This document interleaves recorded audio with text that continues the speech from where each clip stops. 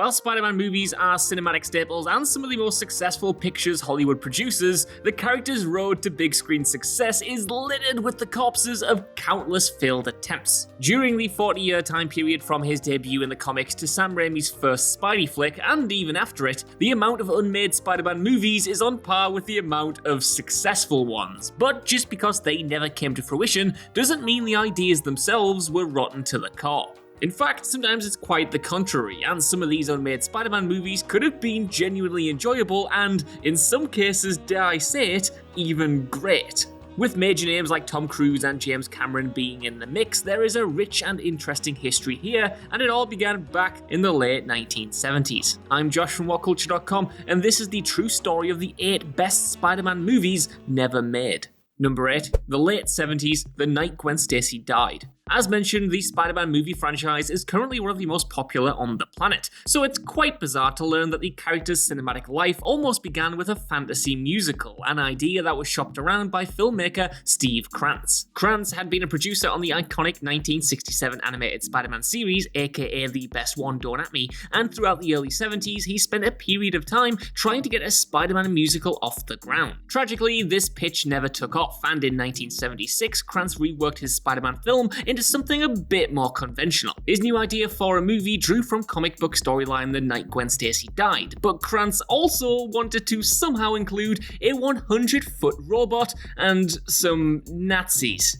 That said though, it sounds deliriously enjoyable and crazy in a kind of good way, but in the end Krantz was forced to admit defeat when he couldn't get enough momentum behind the project. Number 7. The early 1980s, Spidey vs. Doc Ock and Russia. Spider-Man was actually given the movie treatment in the late 1970s when a trio of films hit cinemas. However, these weren't proper movies, they were just episodes of 1997's Amazing Spider-Man TV show. The first film was simply the pilot episode of the show, while the sequels were 2-parter episodes that had been stitched together. The series, to put it kindly, has not aged well, but its popularity proved that audiences were hungry for some live-action Spider-Man content TM, and so the character's cinematic future started to open up. In the early 1980s, master of low-budget cheese Roger Corman planned to make his own movie based on the character, with a story treatment penned by the legendary Stan Lee himself. In many ways, the film would have been a traditional Spider-Man origin tale, with the radioactive spider and Uncle Ben's death turning college student Peter Parker into a crime-fighting vigilante. In addition, Lee's story had Peter vying for the affection of Mary Jane Watson, all the while battling Dr. Otto Octavius and his robotic limbs. Mirroring real-world fears of the time, there was also a plot point about a looming nuclear war with Russia,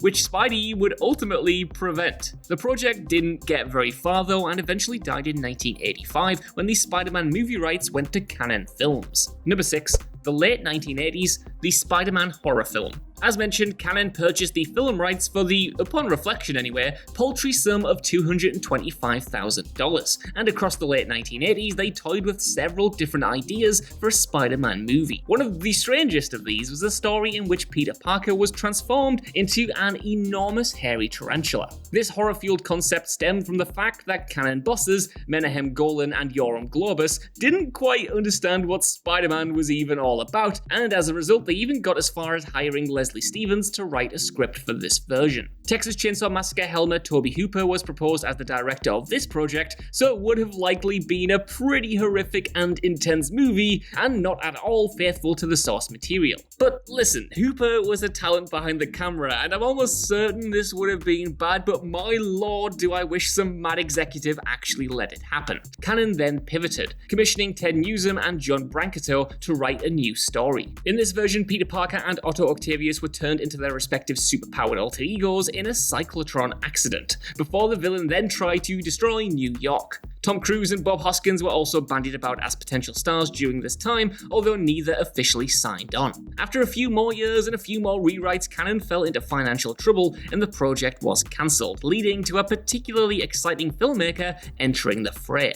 Number 5. The 1990s. James Cameron's Spider-Man. In 1993, Variety reported that Aliens and Terminator 2 director James Cameron had turned in a script for a live-action Spider-Man movie, which was then in pre-production at Carolco Pictures, the company behind behind the early Rambo films. This is going to be as big as the Batman movie, said insider sources, and considering how famous and talented Cameron was, there was naturally a lot of excitement surrounding his Spider-Man project. The movie would have had Spidey facing off against Electro, and Cameron wanted the whole thing to be surprisingly mature. It was littered with profanity and also included a weird scene where Peter ties Mary Jane down on the Brooklyn Bridge and the two have sex. In addition to this weird move, Peter also had organic web shooters, and there was even a role for Sandman. Considering Cameron's track record though, it could have been genuinely great, but unfortunately, Spider-Man's movie prospects devolved into a web of messy legal troubles from here onwards. It was undeniably a right old jumble, and eventually, after suffering through box office bombs like 1995's Cutthroat Island,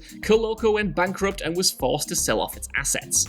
Number 4, 2010, Sam Raimi's Spider-Man 4. Following the Cameron phase, Spider-Man's cinematic wars mostly came to an end. After the idea of a Venom spin-off was thrown around in the late 90s, which would have starred Dolph Lundgren as Eddie Brock of all people, pitting him against Carnage, Spidey was treated to a successful trio of movies by director Sam Raimi and star Tobey Maguire. But after Spider-Man 3 debuted in 2007, things took a downturn once again. While Raimi's Spider-Man 4 was put into active development, as Spidey 3 was still a huge box office hit, so there was no reason to not continue the series, it was plagued with issues and ultimately never came to pass. Raimi was disappointed with Spidey 3 and wanted to go out on a high note with the fourth film. In 2009, Raimi stated that sets were being designed and crew members were being hired, while Sony even set a 2011 date for the flick. With Tobey Maguire and Kirsten Dunst also set to reprise their roles, things looked pretty rosy, but then the project fell apart. In January 2010, Deadline reported that Spider-Man 4 had been cancelled, with the reason being that Raimi felt like he couldn't hit that 2011 date while also making a movie he was actually proud of. It was a sad day for Spider-Man fans, but Sony immediately started dancing on Spider-Man 4's grave as soon as it had been buried, announcing on the very same day as its official demise that they would be rebooting the franchise in summer 2012.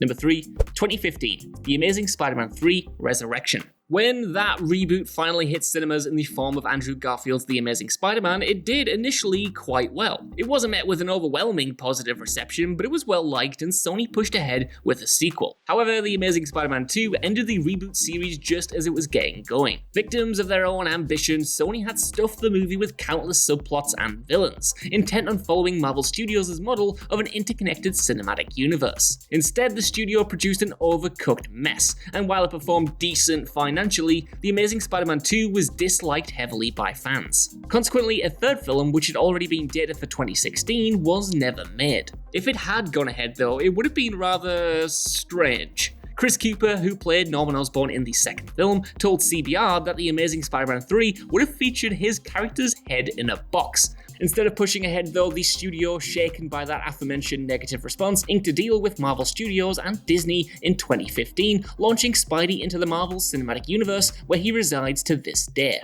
Number 2, 2007 onwards, Silver and Black, Venom, and Sinister 6 spin-offs. One of the benefits of owning the rights to a popular comic book character is that you also get the rights to that character's expanded universe of heroes and villains. This is the position that Sony has been in for the last 2 decades, and over the years, they've made numerous attempts to cinematically exploit Spidey's roster of side characters. The reason we've placed this entry after The Amazing Spider-Man 3 though, is that a lot of these spin-offs would have been offshoots of that franchise. In December 2013, the studio announced that it was pursuing spin-offs based on Venom and the Sinister Six, intended to expand the Amazing Spider-Man franchise into its own cinematic universe. Then in 2014, a quote-unquote female superhero movie, later revealed as Silver and Black, was outed as well, which would join that same universe. But when the Amazing Spider-Man franchise crashed and burned, these spin-offs went down with the ship. Technically though, Silver and Black and Sinister Six have never officially been cancelled, but if and when they do indeed get made, they will be vastly different from the way they were originally pitched. Number 1,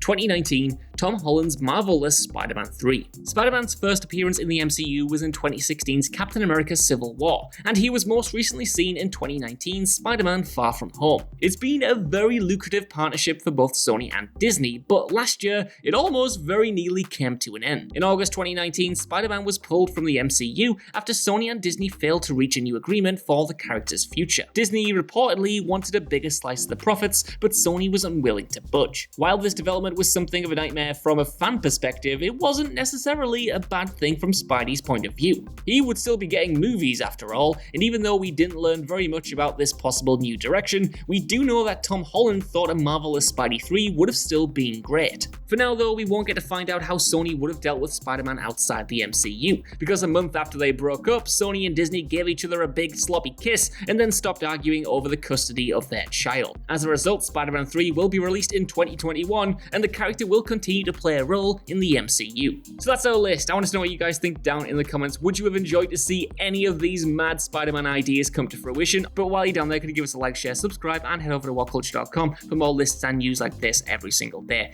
Even if you don't, though, I've been Josh. Thank you for watching, and I'll see you soon.